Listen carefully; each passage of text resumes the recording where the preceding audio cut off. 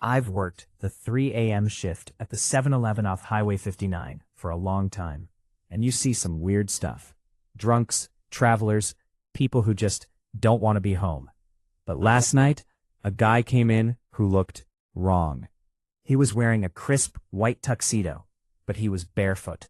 His feet were covered in red clay, and he was carrying a small silver bird cage with a heavy velvet cloth over it. He didn't buy gas. He didn't buy a Slurpee. He just walked to the very back of the store and sat on the floor in the cleaning aisle.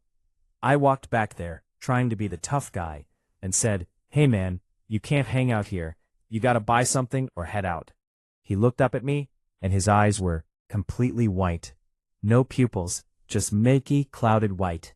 He whispered, "I'm just waiting for the heartbeat to stop." My stomach turned over.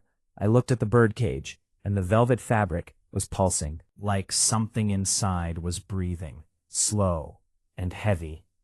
I backed away, my hand reaching for the silent alarm behind the counter.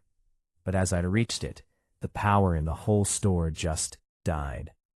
In the pitch black, I heard the clink of the birdcage door opening. Then I heard the sound of something heavy dragging across the linoleum.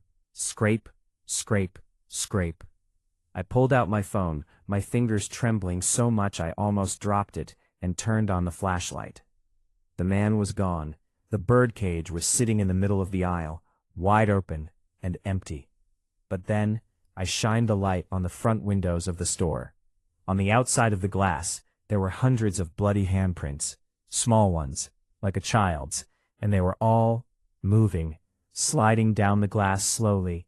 I locked myself in the walk-in beer cooler and didn't come out until the sun hit the pavement. The store was perfectly clean. No handprints, no cage, no tuxedo man.